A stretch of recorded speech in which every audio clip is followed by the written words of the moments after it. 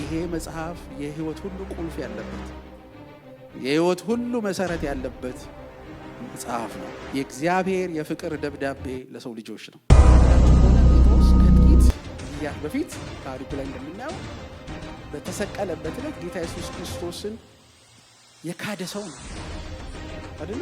ምን ብሎ እኔ አላቆም ያለ ሰው ነው ጴጥሮስ። ያ ጴጥሮስ ቆሞ በሺዎች በሚቆጠሩ ሰዎች ሊቆሙ ስለ ክርስቶስ ኢየሱስ መናገር ጀመረ። እግዚአብሔር ይተባረክ። እናንተ የሰቀላችሁት ኢየሱስ እያለ መናገር ጀመረ። ሐዋርያው ጳውሎስ ምን እንዳለ ታውቃላችሁ? በወንጌል አይታፈርበት።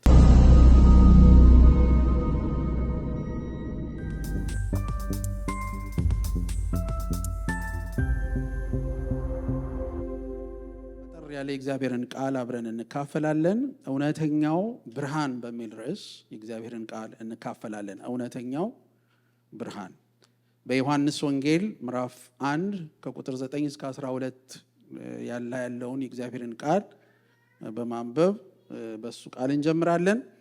እውነተኛው ብርሃን ለሰው ሁሉ የሚያበራው እውነተኛው ብርሃን ወደ ዓለም ይመጣ ነበር። በዓለም ነበረ፣ ዓለሙም በእርሱ ሆነ፣ ዓለሙም አላወቀውም። የእርሱ ወደ ሆነው መጣ፣ የገዛ ወንድሞቹ አልተቀበሉትም። ለተቀበሉት ሁሉ ግን በስሙ ለሚያምኑት ለእነርሱ የእግዚአብሔር ልጆች የሆኑ ዘንድ ስልጣንን ሰጣቸው። እነርሱም ከእግዚአብሔር ተወለዱ እንጂ ከደም ወይም ከሥጋ ፈቃድ ወይም ከወንድ ፈቃድ አልተወለዱም ይላል። በጣም ግልጽ የሆነ የእግዚአብሔር ቃል ነው። ይሄ ዮሐንስ ወንጌል ሐዋርያው ዮሐንስ ሲጽፈው በክርስቶስ ኢየሱስ ደረት ተጠግቶ የኖረ ደቀ መዝሙር ነው።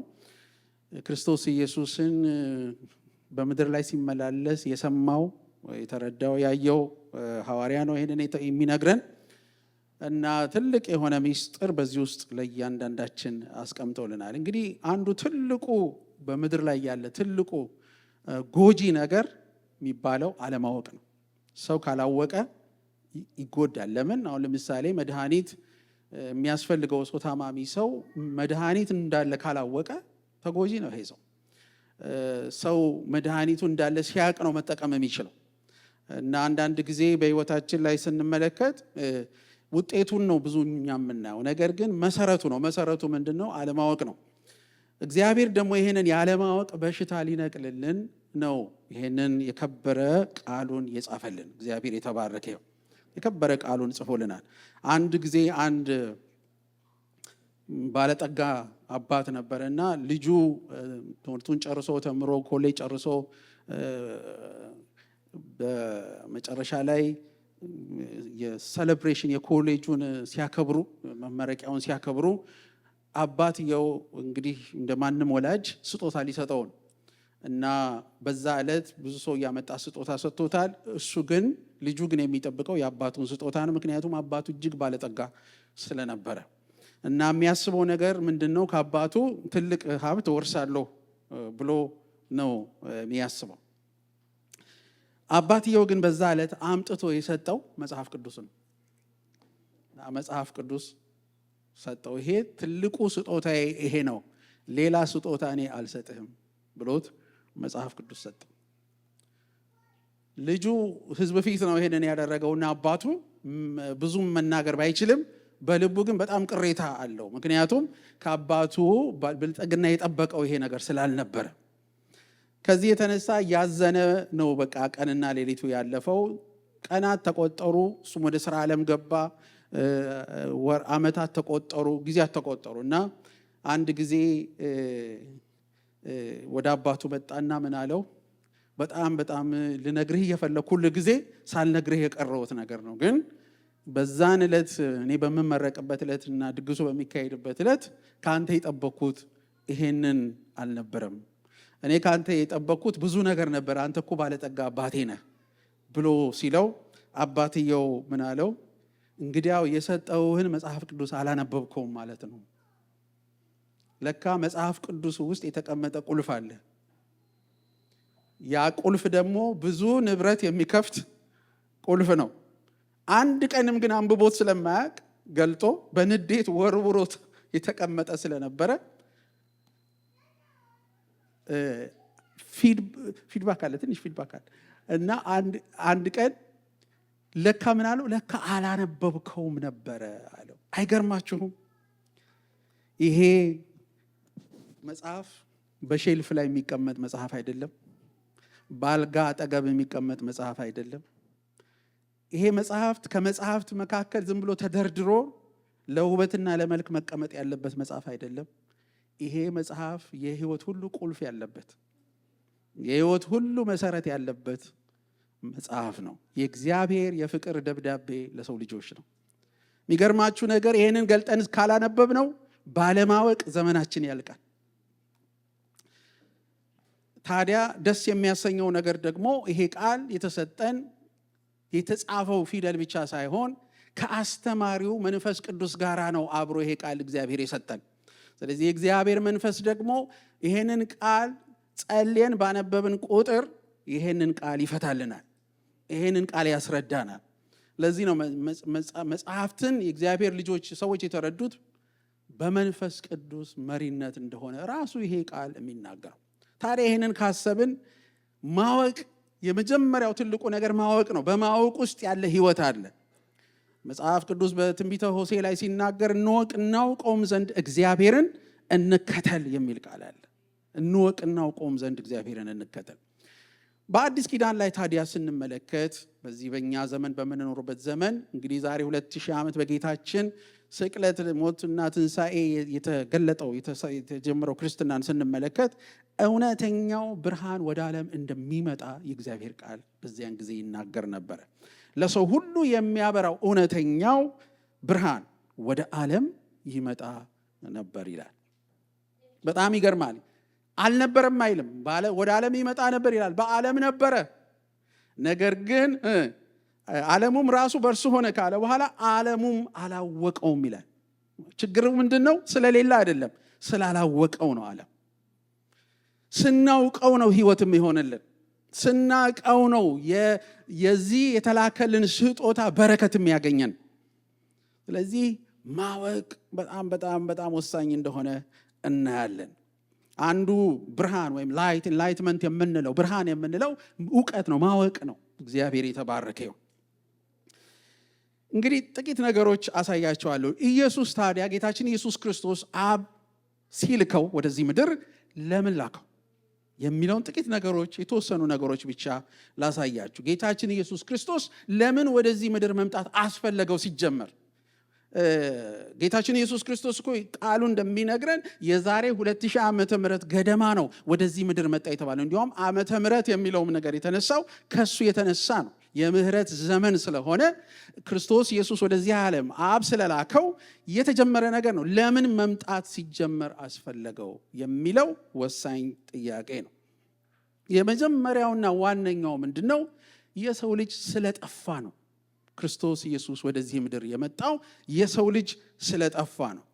ትዝ ይላችሁ ከሆነ ዘኬዎስ የሚባል በጣም አጭር ሰው ጌታችን ኢየሱስ ክርስቶስ ወደ ከተማው ይመጣል ተብሎ በተነገረ ዕለት ክርስቶስ ኢየሱስን ለማየት አጭር ስለሆነ ስለማይችል በሰው መካከል ዛፍ ላይ ወጣና ዛፍ ላይ ሆኖ ኢየሱስ ክርስቶስን ይጠብቅ ነበር። ኢየሱስም በዛች ዛፍ በኩል መጥቶ ያልፍ ነበር። በልጅነት ስንማር መዝሙር ሁሉ ነበረው። ዘኬዎስ አጭር ሰው ነበረ ብለን እንዘምር ነበር። እና ያ ጌታ ኢየሱስ ክርስቶስ በዛ በኩል በሚመጣበት ጊዜ ዘኬዎስ ዛፍ ላይ ሆኖ ኢየሱስን ያያል። ዘኬዎስ ማለት ማን ነው ብትሉ፣ ቀራጭ የሆነ በዘመኑ ብዙ ተንኮል የሚሰራ አመጽ የሚሰራ በተንኮል ገንዘብ የሚሰበስብ ብዙ ፍሮዶች የሚሰራ በዚህ ዘመን ቋንቋ ቢሆን አይነት ሰው ነው። ጌታችን ኢየሱስ ክርስቶስ አላለፈውም። ዛሬም እኛን አያልፈንም። አላለፈውም። ቆመና ምን አለ? ዘኬዎስ ወይ ያለው ውረድ፣ ዛሬ በቤትህ ልሆን ይገባኛል አለው ጌታችን ኢየሱስ ክርስቶስ። በማንኛውም አይነት ሁኔታ ላይ ብንሆን ጌታችን ኢየሱስ ክርስቶስ የሰው ልጅ የጠፋውን ሊፈልግና ሊያድን ስለመጣ የጠፋ ሰው ሲያገኝ ያገኘዋል፣ ይፈልገዋል። ስለዚህ ጢሞቴዎስን እንደሱ ሲለው እናያለን። ዛሬ በቤትህ ልሆን ይገባኛል አለው። እና ይሄንን ሲለው ያለው ቃል ምንድነው? የሰው ልጅ የጠፋውን ሊፈልግና ሊያድን መጥቷል ይላል። ይሄንን ባለ ጊዜ ፈሪሳውያን ጻፎች እና ጌታችን ኢየሱስ ክርስቶስን ከቀራጮች እና ከኃጢአተኞች ጋር ይቀመጣል ብለው ሲያጉረመርሙ ነበር በዛ ሰዓት። ኢየሱስ ደግሞ ምን አላቸው? እኔ ስመጣ አላቸው 99ን ትቶ አንዷን እንደሚፈልግ እረኛ ነኝ አላቸው። እግዚአብሔር የተባረከ ይሁን። እንደዚህ አላቸው በሉቃስ 15 ቁጥር 10 ላይ እላችኋለሁ እንዲሁ ንስሐ በሚገባ በአንድ ኃጢአተኛ በእግዚአብሔር መላእክት ፊት ደስታ ይሆናል። አስባችሁ ታውቃላችሁ? እዚህ አንድ ሰው ህይወቱን ለክርስቶስ ሲሰጥ፣ አንድ ሰው ህይወቱን ለእግዚአብሔር በክርስቶስ ኢየሱስ ሲሰጥ በሰማይ ታላቅ ደስታ ይሆናል። ጌታችን ኢየሱስ ክርስቶስ አንድ ጊዜ 12ቱን ሐዋርያት ላከና ሂዱና በስሜ ፈውሱ፣ አጋንንትን አውጡ፣ በሽተኞችን ፈውሱ፣ የእግዚአብሔር መንግሥት ቀርባለች ብላችሁ ተናገሩ አላቸው። እነሱም ሁለት ሆነው ተከፋፍለው ሄደው አገልግለው ከርመው ሲመለሱ የእግዚአብሔር ቃል ሲናገር ምን ይላል? 70ም ደቀ መዛሙርት በደስታ ተመልሰው አጋንንት እኮ በስምህ ወጡልን፣ በሽተኞች እኮ ተፈወሱ አሉት ለኢየሱስ። እሱ ራሱ የላካቸው ናቸው። ገና ጌታ ኢየሱስ ክርስቶስ ምን አላቸው? አጋንንት ስለወጡላችሁ በሽተኞችም ስለተፈወሱ በዚህ ደስ አይበላችሁ፣ ነገር ግን ስማችሁ በሰማያት መዝገብ ላይ ስለተጻፈ በዚህ ደስ ይበላችሁ። ዛሬ አንድ ነገር ልንገራችሁ። የደስታ ሁሉ ጥግ፣ የመከናወን ሁሉ ጥግ ክብር ካል ነው። ሰው ቢከብር የሚከብረው ስሙ በሰማያት መዝገብ ላይ ሲጻፍ ነው። ለምን? በሰማይ ታላቅ ደስታ ይሆናል። ስለዚህ ሰው ስለጠፋ ፈላጊ መጣ። የሰው ልጅ ስለጠፋ ጌታችን ኢየሱስ ክርስቶስ ፈላጊ ሆኖ ሲመጣ እናያለን። ሁለተኛው ለምንድን ነው ጌታችን ኢየሱስ ክርስቶስ መምጣት ያስፈለገው ስንል ስለታወርን ነው። በዮሐንስ 9 ከቁጥር 39 ጀምሮ እንደዚህ ይላል። ኢየሱስም የማያዩ እንዲያዩ የሚያዩም እንዲታወሩ እኔ ወደዚህ ዓለም ለፍርድ መጣሁ አለ። ከፈሪሳውያን ከእርሱ ጋር የነበሩት ይህን ሰምተው እኛ ደግሞ እውሮች ነንን አሉት። ኢየሱስም አላቸው እውሮችስ ብትሆኑ ኃጢአት ባልሆነባችሁም ነበር። አሁን ግን እናያለን ትላላችሁ፣ ኃጢአታችሁ ይኖራል አላቸው። እስቲ ዛሬ ከታዘዛችሁኝ ካላሳየኸኝ አላይም በሉት እስቲ ሁላችሁም። ታውቃላችሁ እሱ አይናችንን ካላበራ እውሮች ነን። እሱ ሲያበራን ነው ማየት የምንችለው፣ ሲያበራልን ነው ማየት የምንችለው። ጌታችን ኢየሱስ ክርስቶስ ያላቸው ለፈሪሳውያን ይሄ ነው። አናይም እናያለን ትላላችሁ፣ ነገር ግን አታዩም፣ እውሮች ናችሁ። ምን አለ እውር ብትሆኑና ፈውሻችሁ ብታዩ፣ አለማወቃችሁን ብታውቁ ኖሮ አዋቂዎች ትሆኑ ነበር እያላቸው ነው። እናውቃለን ትላላችሁ፣ አላዋቂነታችሁ በዚህ ይገለጣል እያላቸው ነው። የሰው ልጅ ጌታ ኢየሱስ ክርስቶስ ወደ ምድር እስከመጣበት ዘመን ድረስ በመንፈሳዊ እውርነት ውስጥ እንደሚኖር አልተረዳም ነበር። መንፈሳዊ እውርነት በሽታው ችግሩ የሚያመጣው ምንድን ነው ስትሉ፣ ፍርሃትን፣ አለማመንን፣ ትዕቢትን፣ ስስትን፣ ጥላቻን፣ ራስ ወዳድነትን ያስከትላል። ሰው መንፈሳዊ እውርነት ሲይዘው እነዚህ ነገሮች በህይወቱ ላይ ይከሰታሉ። ፈሪ ይሆናል፣ የማያምን ይሆናል፣ ትዕቢተኛ ይሆናል፣ ስስታም ይሆናል፣ ጥላቻ ይይዘዋል፣ ያንቀዋል፣ ራስ ወዳድነት ህይወት ውስጥ ይኖራል። መንፈሳዊ እውርነት እግዚአብሔርን ከማየት ይከለክለናል።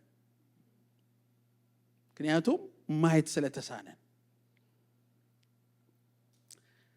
ሌላው ሶስተኛው ለምንድን ነበር ጌታችን መምጣት ያስፈለገው ስትሉ፣ ባለማወቅ እንመላለስ ስለነበረ። በትንቢተ ሆሴዕ ምዕራፍ 4 ቁጥር 6 ላይ ሕዝቤ ዕውቀት ከማጣቱ የተነሳ ጠፍቷል፣ አንተም ዕውቀትን ጠልተሃልና እኔ ካህን እንዳትሆነኝ እጠልሃለሁ፣ የአምላክህንም ሕግ ረስተሃል እና እኔ ደግሞ ልጆችህን ረሳለሁ የሚል ቃል አለ በሆሴዕ ላይ የተጻፈ ትንቢተ ሆሴዕ ላይ። ሕዝቤ ከምን የተነሳ? ዕውቀት ከማጣቱ የተነሳ ምን ብሏል? ጠፍቷል። አለማወቅ ትልቅ የጥፋት መሰረት ነው። አንድ ጊዜ ሐዋርያው ጳውሎስ በአቴንስ ውስጥ ማለት ነው፣ በዚህ ዘመን አቴና ውስጥ በግሪክ ሀገር ውስጥ ወንጌል ሊሰብክ ይሄዳል። ሐዋርያው ጳውሎስ ወንጌል ሊሰብክ በሄደ ዕለት በጎዳናዎቹ ላይ እየሄደ እያለ ብዙ አማልክት ያያል። በጣም ብዙ አማልክቶች ያያል። እነዚህ ጣዖታት ያያል። ግሪኮች በጣም ፈላስፎች ናቸው። በዘመኑ በፍልስፍናቸው የታወቁ ናቸው። ብዙ አይነት አማልክት ያመልካሉ። ለእያንዳንዱ ነገር አማልክት አሏቸው። ይህንን እያየ ሲሄድ ቆየና እነዚህ ሁሉ አማልክት ስም ያላቸውም የሌላቸውም ሲያይ አንድ ቦታ ላይ ስም የሌለውን አምላክ ባየ ጊዜ ቆይ ስም የሌለውን አምላክ ማን እንደሆነ ልንገራችሁ ይላቸዋል። ስም የሌለውና እናንተ ያልጠራችሁት እውነተኛው የዘላለም አምላክና አባት እግዚአብሔር መሆኑን፣ እንዴት የሰው ልጅ ወደዚህ ምድር እንዳመጣ፣ ለምን እንዳመጣ፣ እስከ መቼ እንዳመጣ፣ እንዴት እንዳመጣ፣ የት እንዳመጣ ከነገራቸው በኋላ በጣም የሚገርም ክፍል አለ። ሐዋርያት ሥራ ምዕራፍ 17 ከቁጥር 28 ጀምሮ እስከ 30 እንደዚህ ይላቸዋል። ከናንተ ከባለቅኔዎች አንዳንዶቹ ደግሞ ይላቸዋል ለግሪካውያን እኛ ደግሞ ዘመዶቹ ነንና ብለው እንደተናገሩ በእርሱ ሕያዋን ነንና እንንቀሳቀሳለን እንኖርማለን። በማን? በእግዚአብሔር። እንግዲህ የእግዚአብሔር ዘመዶች ከሆንን ይላል አምላክ በሰው ብልሃትና አሳብ የተቀረጸውን ወርቅ ወይም ብር ወይም ድንጋይ እንዲመስል እናስብ ዘንድ አይገባም። እንግዲህ እግዚአብሔር ያለማወቅን ወራት አሳልፎ አሁን በየቦታቸው ንስሐ ይገቡ ዘንድ ሰውን ሁሉ ያዛል። ያለማወቅ ወራት ዛሬም ይለፍልን። ንስሐ ገብተን ከእርሱ ጋር እንታረቅ። ይሄ ነው እግዚአብሔር ቃል የሚመክረው። በጣም የሚገርማችሁ ነገር የሚላቸው ምንድነው? የእግዚአብሔር ዘመዶች ከሆነን የሚል ቃል አለ። የእግዚአብሔር ቤተሰቦች ከሆነን የሚል ቃል አለ። ይህንን ያለማወቅ ዘመን እግዚአብሔር በክርስቶስ ኢየሱስ ሊያሳልፈው ሲል ክርስቶስ ኢየሱስን ወደዚህ ምድር ላከው። አንዱ የምጨምርላችሁ ለምን ጌታችን ኢየሱስ ክርስቶስ መምጣት አስፈለገው ስንል የእግዚአብሔር ጠላቶች ስለነበርን ነው ይላል መጽሐፍ ቅዱስ።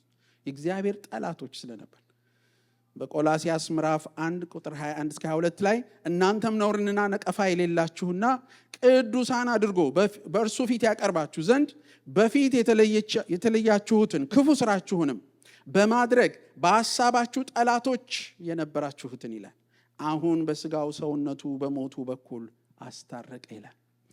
በእግዚአብሔርና በሰው መካከል የነበረውን የጥል ግድግዳ ያፈረሰው ጌታችን መድኃኒታችን ኢየሱስ ክርስቶስ ነው። ሰውና እግዚአብሔር እንዳይገናኝ የነበረውን ግድግዳ፣ ያንን የጥል ግድግዳ ያፈረሰ እሱ ነው። ጠላትነትን ያስወገደ እሱ ነው። የት ነበራችሁ ግን አለ? ጠላቶች ነበራችሁ። ጠላቶች ስለነበራችሁ ይሄንን ጠላትነት ከእናንተ አስወግዶ ዘመድ የሚያደርጋችሁ፣ ቤተሰብ የሚያደርጋችሁ ልጄ መምጣት ነበረበት አለ እግዚአብሔር ጌታችን ኢየሱስ ክርስቶስ። ሮሜ ላይም ሐዋርያው ጳውሎስ በምዕራፍ 5 ቁጥር 10 ላይ ሲጽፍልን ጠላቶች ሳለን ከእግዚአብሔር ጋር በልጁ ሞት ከታረቅን ይላል። ኢየሱስ ክርስቶስ መስቀል ላይ የተሰቀለው ይህንን ጠላትነት ለማስወገድ ነው። እግዚአብሔር ልጆችና ወዳጆች እንድንሆን። ታዲያ ይሄ ለምን መምጣት አስፈለገው ነው ያልኳችሁ። በመምጣቱ ሲሆኑትን ነገሮች፣ ወሳኝ የሆኑትን መሰረታዊ የሆኑትን ጥቂት ነገሮች አሳያቸዋለሁ። ለምን መጣ ኢየሱስ? ታዲያ በመምጣቱ ምን ሆነ ደግሞ የሚለው የመጀመሪያው ነገር እኛን ለማዳንና ለማንጻት ነው ጌታ ኢየሱስ ክርስቶስ የመጣው። በጢሞቴዎስ ላይ የተጻፈልን ክፍል አለ። ሰዎችን ሁሉ በቲቶ ምዕራፍ 2 ላይ ሰዎችን ሁሉ የሚያድን የእግዚአብሔር ጸጋ ተገልጧል። ስንቶቻችሁ በዚህ ደስ ይላችኋል? ሰዎችን ሁሉ የሚያድን የእግዚአብሔር ጸጋ ተገልጧል። በዚህ ማንም ደስ ላይለው አይገባ። ሁሉ ሰው ደስ ሊለው ይገባል። ለምን? የተጻፈው እነ እከሌን ሊያድን አይልም፣ አይሁድን ብቻ ሊያድን፣ የተመረጡትን ብቻ አይልም። የሚለው ሰዎችን ሁሉ የሚያድን ጸጋ። ቅዱስ ቃሉ በየትኛውም መጽሐፍ ቅዱስ ብታነቡት ቲቶ ምዕራፍ 2 ላይ ይሄንን ታነባላችሁ። ሰዎችን ሁሉ የሚያድን የእግዚአብሔር ጸጋ ተገልጧልና ይህም ጸጋ ምንድነው የሚሰራው? ኃጢአተኝነትንና ዓለማዊን ምኞት ክደን የተባረከውን ተስፋችንን እርሱም የታላቁን የአምላካችንንና የመድኃኒታችንን የኢየሱስ ክርስቶስን ክብር መገለጥ እየጠበቅን ራሳችንን በመግዛትና በጽድቅ እግዚአብሔርንም በመምሰል በአሁኑ ዘመን እንድንኖር ያስተምረናል። መቼ? አሁን። መድኃኒታችንም ከአመፅ ሁሉ እንዲቤዠን መልካሙን ለማድረግ የሚቀናውን ገንዘቡ የሚሆነውንም ሕዝብ ለራሱ እንዲያነጻ ስለኛ ነፍሱን ሰጥቷል። ዛሬ በምድር ላይ በብዙ ስሞች ሃይማኖትን ጽፈን አስቀምጠናል። ፕሮቴስታንት እንላለን፣ የተለያዩ በኦርቶዶክስ እምነት፣ ካቶሊክ፣ የተለያዩ ብለን ልናስቀምጥ እንችላለን። አንድ ነገር የምነግራችሁ እግዚአብሔር ፊት የሚያቆመን የመስቀሉ ስራ ነው። ምናምነው የመስቀሉን ስራ ነው። ምናምነው እግዚአብሔር ያዘጋጀውን መዳን ነው። ምንቀበለው እሱን ነው። ይህ በጣም በጣም በጣም ሊታሰብበት የሚገባ ወሳኝ ነገር ነው። ምንም አይነት እምነት፣ ምንም አይነት ሃይማኖት ወደ ክርስቶስ ካልመራን አይጠቅመንም። የሚጠቅመን ወደ ክርስቶስ ሲመራን ነው። ለምን? እግዚአብሔር ያድነን ዘንድ የላከው ልጁ እሱ ስለሆነ። በጣም የሚገርማችሁ ጊዜ ኖሮኝ ባሳየኋችሁ በመጽሐፍ ቅዱስ ውስጥ 66ቱን መጽሐፍት ብታነቡ በ66 ውስጥም ጌታችን ኢየሱስ ክርስቶስ ተገልጧል። በጣም የሚያስደንቅ ነው። እሱን ብታጠኑ የሚያድን ጸጋ ተገልጧል። ምን ሊያደርገን ስትሉ አዲስ ፍጥረት ሊያደርግ። ሁለተኛ ቆሮንቶስ 5:17 ላይ ስለዚህ ማንም በክርስቶስ ቢሆን አዲስ ፍጥረት ነው፣ አሮጌው ነገር አልፈዋል፣ እነሆም ሁሉ አዲስ ሆነዋል። ኒቆዲሞስ በሌሊት ወደ ኢየሱስ ክርስቶስ በዮሐንስ ወንጌል ምዕራፍ 3 ላይ መጣ። ኒቆዲሞስ ማለት በጣም የተማረ ሰው፣ አዋቂ ነው፣ መሪ ነው፣ ፖለቲሽያን ነው። ወደ ኢየሱስ ክርስቶስ በሌሊት ነው የመጣው።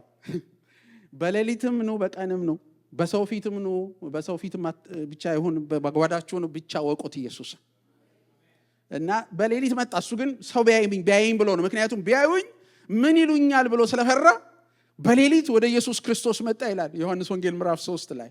እና መጥቶ ያለው ነገር ምንድነው? ለመዳን የሚደረገው ነገር አለ። ምን የሚገርማችሁ ነገር የህይወት ሚስጥር የገባው ሰው የመዳንን ሚስጥር ማወቅ ይፈልጋል። የህይወት ሚስጥር እኮ አንዱ ትልቁ እሱ ነው። ለምን እንደሆነ ንገራችሁ። እኔ አሁን ጌታችን ኢየሱስ ክርስቶስ ለእግዚአብሔር ህይወቴን ሰጠው ካልኩኝ 46 ዓመት አልፎኛል። ስንት ነው ብላችሁ እድሜ እንዳትጠይቁኝ። 46 ዓመት ግን አልፎኛል። የህይወትን ትልቁ ሚስጥር ማግኘት ማለት እግዚአብሔር ያለውንና ያዘጋጀውን መዳን ማወቅ ማለት ነው። ከዚህ ውጭ ሌላ ምንም ሚስጥር የለም። ሰው የህይወት ሚስጥር የሆነውን ክርስቶስ ኢየሱስን እግዚአብሔር አብ ያዘጋጀውን ይህንን ታላቅ መዳን ከገባው የህይወት ሚስጥር ገብቶታል። ምክንያቱም ልንገራችሁ አንድ ነገር፣ ይቺ ምድር ዘመኗ በጣም አጭር ነው። እኔ መቼ አሁን ያለሁበት እድሜ ላይ እንደደረስኩ እስካሁን ድረስ ፊገር አውት ማድረግ አቅቶኛል። እንዲህ በምን ሂሳብ ነው እኔ እድሜ እዚህ የደረሰው እያልኩ ሁል ቀን ነው የሚያሳስበኝ። እኔ እገረማለሁ የጊዜን ሂደትና ፍጥነት ሳይ። በምን አይነት ፍጥነት ነው አሁን እዚህ ያለሁበት እድሜ ላይ የደረስኩት? እኔ እስከ ዛሬ ድረስ 22 ዓመቴ እንደሆነ ነው ማውቀው። እንደዛ ነው የሚሰማኝ። እኔ የዛሬ በ22 ዓመት እድሜ ላይ ያለው ነገር ለኔ አሁን ትኩስ ነው። እንደ ቀድም ነው ማየው፣ እንደ ትላንት ነው ማየው። ግን በመሃል ብዙ አልፏል። አሁን ዛሬ አታስቆጥሩኝ። እንዴት አለፉ? ይኸውላችሁ ዘመናችን እንደ ጥላ ነው ይላል፣ እንደ ጤዛም ነው ይላል የእግዚአብሔር ቃል ሲናገር። ጥቂት ታይቶ ኋላ እንደሚጠፋ ነው ይላል። ለዚች እንደ ብናኝ ለሆነች ዘመን አንድ፣ ሁለተኛ መቆያ ለሆነች ዘመን። ሰው ወደ ሆስፒታል ወደ ፈለገው ጉዳይ ለማስፈጸም ሲሄድ መጀመሪያ የሚቀመጠው መቆያ ክፍል ነው። መቆያ ክፍል ማለት መቆያ ነው በሉት ሲል አንድ ሰው መኖሪያ አይደለም በሉት። አንዳንድ ሰው እንደ መኖሪያ ይጣላል። እዛ ውስጥ መኖሪያ አርጎት ይጣላል። ተነስልኝ እዚህ ቦታ ላይ መቀመጥ የለብህም ብሎ መቆያ ክፍል ውስጥ የሚጣላ ብዙ ሰው አለ። የሚጋጭ ብዙ ሰው፣ አልግባባ የሚል ሰው ብዙ አለ። አረ መቆያ ነው፣ መኖሪያ አይደለም። ይቺ ምድር መቆያ ናት። የዘላለም ሕይወት በፊታችን አለ። ለዘላለም ሕይወት ደግሞ መንገድ አለው፣ መዳኛ አለው። ለዚህ እንደ ብናኝ ለሆነች ዘመን አይለፍብን። ይሄንን የተሰጠንን ታላቅ መዳን የተገለጠውን ጸጋ እንቀበል። ምን ይለዋል? ኃጢአተኝነትና ዓለማዊ ምኞትን የሚያስክድ ጸጋ ይለዋል። የኃጢአት ይቅርታ ሆነልን እሱ በመምጣቱ በውድ ልጁም እንዲያው እንደ ጸጋው ባለጠግነት መጠን በደሙ የተደረገ ቤዛነታችንን አገኘን። እርሱም የበደላችን ስርየት ይለዋል በኤፌሶን መጽሐፍ ቁጥር 1:7 ላይ። እሱ ብቻ ሳይሆን እዚህ ቅድም እንዳነበብነው ገንዘቡ የሚሆነውን ሕዝብ ለራሱ እንዲያነጻ ይላል። እሱ ብቻ አይደለም፣ የጥል ግድግዳን አፍርሷል። እናንተ በፊት ርቃችሁ የነበራችሁ በክርስቶስ ኢየሱስ ሆናችሁ በክርስቶስ ደም ቀርባችኋል። ስሙኝ አንድ ነገር፣ ወደ እግዚአብሔር ስላማረኝ መቅረብ አልችልም፣ ስለፈለኩ መቅረብ አልችልም። ወደ እግዚአብሔር የሚያቀርበኝ የክርስቶስ ኢየሱስ ደም ነው። ሌላ ነገር ሊያቀርበኝ አይችልም። እርሱ ሰላማችን ነውና ሁለቱን ያዋሃደ በአዋጅ የተነገሩትን የትእዛዛት ሕግ ሽሮ በመካከል ያለውን የጥል ግድግዳን በሥጋው ያፈረሰ፣ ይህም ከሁለታቸው አንድን አዲስን ሰው በራሱ ይፈጥር ዘንድ ሰላምንም ያደርግ ዘንድ ጥልንም በመስቀሉ ገድሎ በእርሱ ሁለታቸውን በአንድ አካል ከእግዚአብሔር ጋር ያስታርቅ ዘንድ ነው። ለዘመናት በሰውና በእግዚአብሔር መሃል የነበረ የለያየ ግድግዳ፣ በእኛ በኩል ጨለማ፣ እግዚአብሔር ብርሃን ነው፣ በእኛ በኩል ግን ጨለማ የነበረ ድቅድቅ የነበረ፣ እዚህም ክፍል ውስጥ ድርግምግም ብሎ ብርሃን ቢጠፋ፣ የውጩም ቢጠፋ የውስጡም ቢጠፋ፣ ብርሃን የሚባል ነገር እዚህ ክፍል ውስጥ ባይኖር በአንድ ጊዜ ረብሻ ይሆናል፣ በአንድ ጊዜ ጭንቀት ይሆናል፣ በአንድ ጊዜ ፍርሃት ይሆናል፣ በአንድ ጊዜ መወዛገብ ይሆናል። ምክንያቱም ብርሃን ከሌለ ወዴት እንደምሄድ አላውቅም፣ ምን እንደምረግጥ አላውቅም። ደረጃ እንኳን ስንወጣ ታውቃላችሁ፣ ብርሃን ባይኖር እና ጥላ ባይኖር ሰው እኮ ደረጃ መውጣት አይችልም። ጥርሳችንን ነበር ምን ለቀመው እየወደቅን። ይኸውላችሁ እግዚአብሔር ብርሃኑን ሲያበራ ጨለማው ሲገለጥ ያን ጊዜ ነው ሕይወት በእያንዳንዳችን ዘንድ የሚሆነው።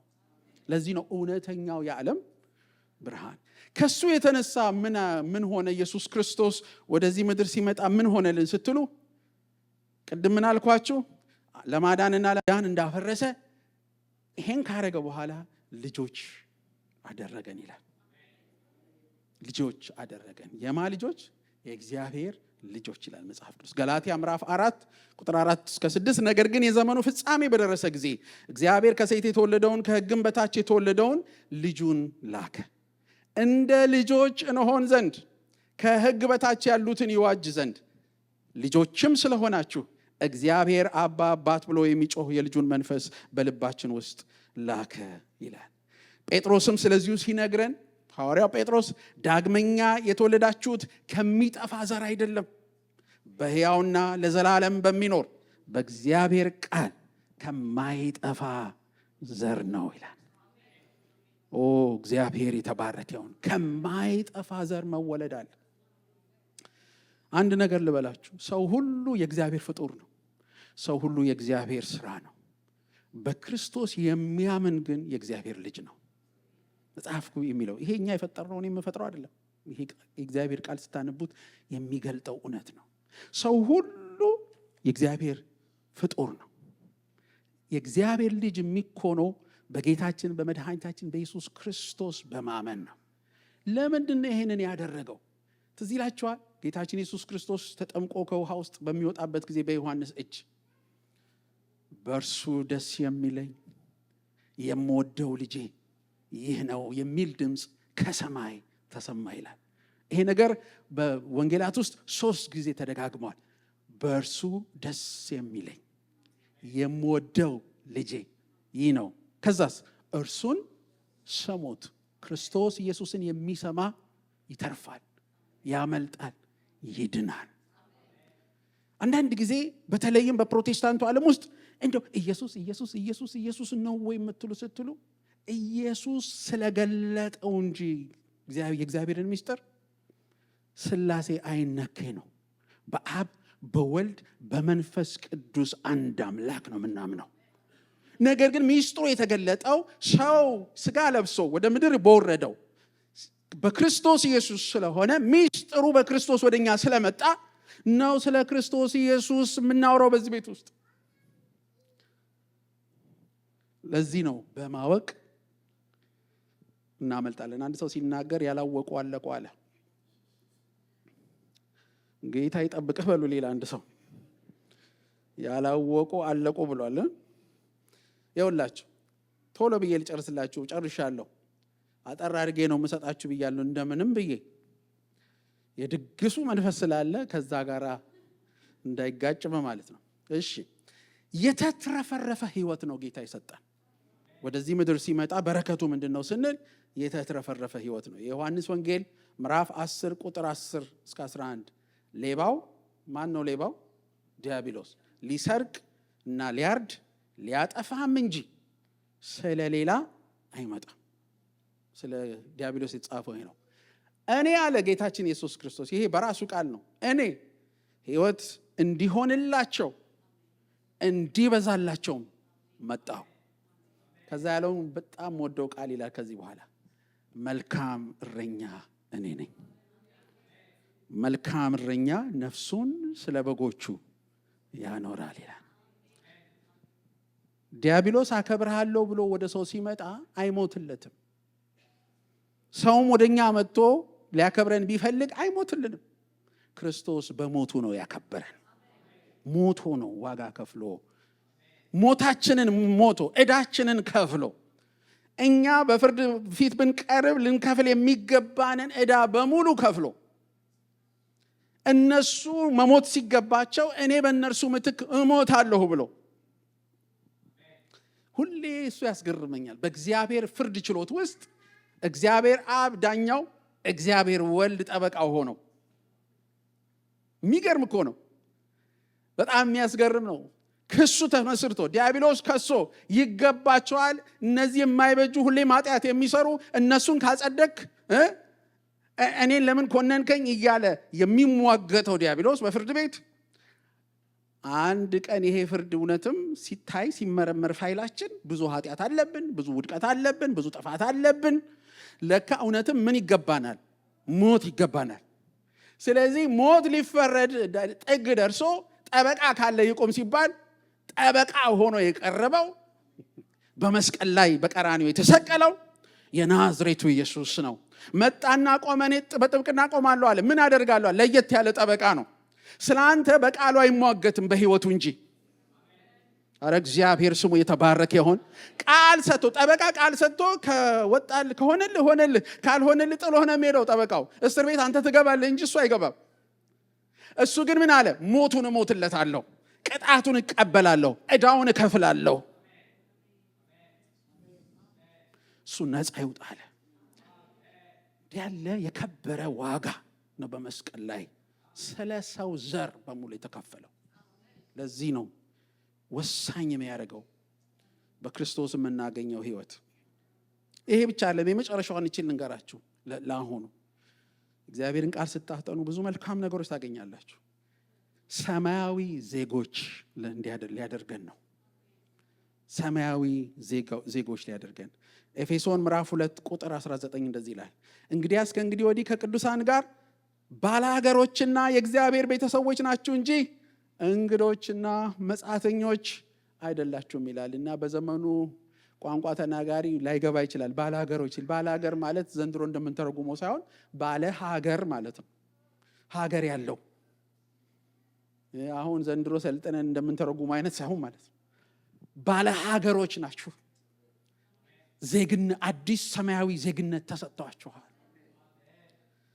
እንዲያውም ሐዋርያው ጳውሎስ በግልጽ ይህንን በፊልጵስዩስ 3:20 ላይ ሲናገር እኛ አገራችን በሰማይ ነው አለ። ጨራሽ አንድ ጊዜ እንደዚህ ብዬ ሰበኩ በኮቪድ አካባቢና አንድ ኮሜንት ደረሰኝ። አገርህ ሰማይ ከሆነ እዚህ ምን ታደርጋለህ የሚል ጻፈልኝ አንድ ሰው። ይሄ ባሰበት ነው። እውነት እኮ ነው። እንዲህ አይነት ኮሜንት አነበብኩ።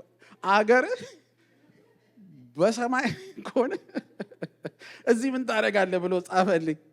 አንተን ይዤ ለመሄድ ብዬ ልጽፍ ፈተነኝና ተውኩት። ድንገት ከቻልኩ አንተን ይዤ ለመሄድ ልለው ነበር። እዚህ ያለው በምድር ላይ የተተውነው ያላወቁትን ለማሳወቅ መንገድ የጠፋባቸውን መንገድ ለማሳየት እንጂ አንድ ቀንም ባናድር ምንም የሚቆጨን ነገር የለም እዚህ ምድር ላይ። አገራችን የት ነው? በሰማይ ነው። ከዚያም ደግሞ የሚመጣ መድኃኒትን እርሱንም ጌታ ኢየሱስ ክርስቶስን እንጠባበቃለን። በጣም የሚገርም ነው። እንግዲህ ታዲያ ለዚህ ወንጌል ምንድን ነው? ይሄ ነው ወንጌሉ ካለ ምን ምላሽ ልስጥ? የመጨረሻው ይሄ ነው። ምን ምላሽ ልስጥ? ሐዋርያው ጴጥሮስ ጌታችን ኢየሱስ ክርስቶስ ወደ ሰማይ ካረገ በኋላ በደብረ ዘይት ተራራ ላይ ይሄ መዝጊያዬ ነው።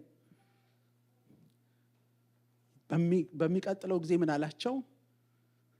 ኃይልን እስክትለብሱ ድረስ ከኢየሩሳሌም እንዳትወጡ ብሎ ጌታችን ኢየሱስ ክርስቶስ ሐዋርያቱን ያዛል። 120 የሚያክሉ ደቀ መዛሙርት ይላል የሐዋርያት ሥራ ምዕራፍ 1 ላይ 120 የሚያክሉ ደቀ መዛሙርት በሰገነት ላይ በቤት ተሰብስበው በጸሎት ይተጉ ነበር ይላል ሐዋርያት ሥራ ምዕራፍ 1 ላይ ሄዳችሁ ስታነቡ ይተጉ ነበር። ከዛ ሲተጉ ሳሉ በበዓለ 50 ቀን ይላል። ያ ቀን ማለት ከ10 ቀናት በኋላ መንፈስ ቅዱስ በዚያ ስፍራ ላይ በእሳት አምሳል ወረደ ይላል። በአንደበታቸው ላይ ተቀመጠ። ሁሉም በአዲስ ልሳን ይናገሩ ነበር ይላል። በዛን ዕለት የሐዋርያት ሥራ ምዕራፍ 2 ላይ ሄዳችሁ በእግዚአብሔር ቃል አንብቡ። 14 አይነት ቋንቋዎች ይናገሩ ነበረ ተናግረው የማያውቁ ሰዎች። ኢየሩሳሌም ማለት የብዙ የዓለም ህዝቦች የሚኖሩባት ከተማ ስለሆነች 14 ሀገራት ወይም 14 ቋንቋዎች የሚናገሩ ሰዎች እዛ ጉባኤ ውስጥ ባሉ ማለት እዛ መሰባሰብ ውስጥ ባሉበት ላይ ሐዋርያቱ ይሄንን በልሳን ሲናገሩ 14ቱም እግዚአብሔርን በራሳቸው ቋንቋ ሲመሰገን በሐዋርያት አንደበት ሰሙ። በዚህን ዕለት ጴጥሮስ ተነሳና ቆመ። ትዝ ይላችሁ ከሆነ ጴጥሮስ ከጥቂት ጊዜያት በፊት ታሪኩ ላይ እንደምናየው በተሰቀለበት ዕለት ጌታ ኢየሱስ ክርስቶስን የካደ ሰው ነው አይደለም? ምን ብሎ እኔ አላቆም ያለ ሰው ነው ጴጥሮስ። ያ ጴጥሮስ ቆሞ በሺዎች በሚቆጠሩ ሰዎች ፊት ቆሞ ስለ ክርስቶስ ኢየሱስ መናገር ጀመረ። እግዚአብሔር የተባረከ ይሁን።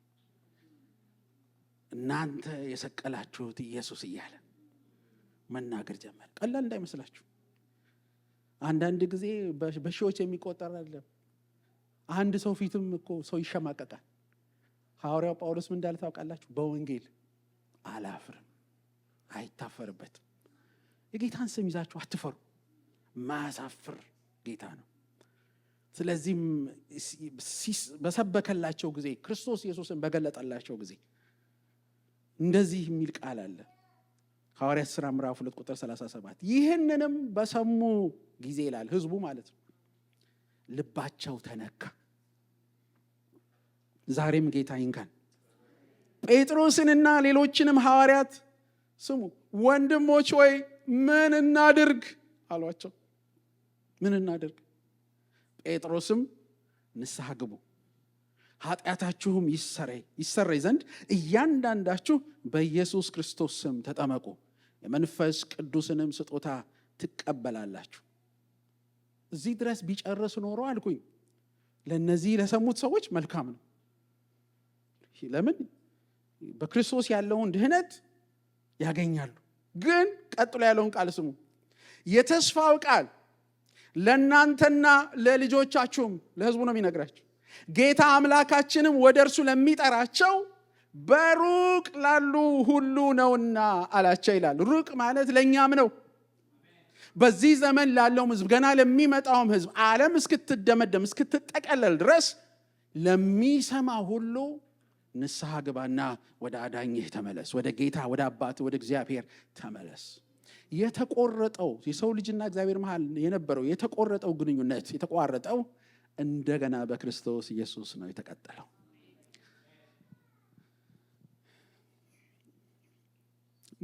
እኔና ባለቤቴ 3 ልጆች አሉን። ያሉን 3 ልጆች ከኛ ስለተወለዱ እንደኛ አማኞች ክርስቲያኖች ሊሆኑ አይችሉም። ታውቃላችሁ ይሄንን? ከኛ ስለተወለዱ ሊሆኑ አይችሉም። ለምን? ምን ይጠይቃል? ከሰው መወለድ ሳይሆን ከመንፈስ መወለድ ይጠይቃል።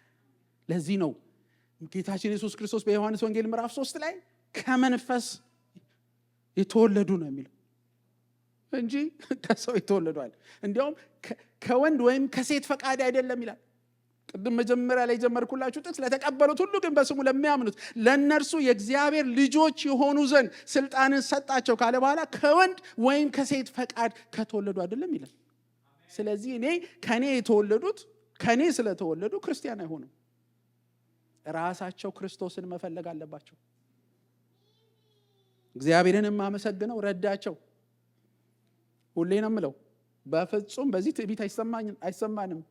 እኛ ቤት ውስጥ በጣም ትሁት ነው የሚያደርግህ። ለምን ብትለኝ እንኳን እግዚአብሔርን በራሳቸው አወቁት፣ እንኳን እግዚአብሔር ራሱን ገለጠላቸው፣ እንኳን ጌታን ለመከተል በቁ። ስለዚህ ዛሬ የማንም ድጋፍ የማያስፈልገው እያንዳንዳችን ወደፊቱ ቀርበን ይህንን ህይወት ተካፋዮች መሆን እንችላለን። ህይወታችንን ለክርስቶስ ኢየሱስ መስጠት፣ ለእግዚአብሔር መስጠት እንችላለን። እግዚአብሔር ይባረክ። ደስ የሚለኝ ነገር ልንገራችሁ። ሰው ስለሆንኩ ለእኔ የሆነ ነገር ብትሰጡኝ እሞክራለሁ የተሻለ አድርጌ መልሼ ልሰጣችሁ። ሊሳካልኝም ላይሳካልኝም ይችላል። ለእግዚአብሔር የሰጣችሁት ህይወታችሁ ግን አምሮበት ተውቦበት ከብሮ ነው መልሶ ለራሳችሁ የሚሰጣችሁ። ለእግዚአብሔር የሰጣችሁት ነገር የሚቆጭ አይደለም፣ የከበረ ነው። እኔ ልንገራችሁ 40 ዓመት በላይ ከህፃንነት ጀምሮ አገልግየዋለሁ። ለደቂቃ ምን ነው ሌላ ህይወት በኖርኩ ብዬ አላውቅም። እንዲያውም ድጋሚ ህይወት ቢሰጠኝ ኖረው ከተቻለ ገና ነብስ ሳውቅ ጀምሮ አረጋዋለሁ የሚያስብለኝ። በፍጹም ዓለም ምኑ ይናፍቃል? ኃጢአት ምኑ ይናፍቃል? ርኩሰት ምኑ ይናፍቃል?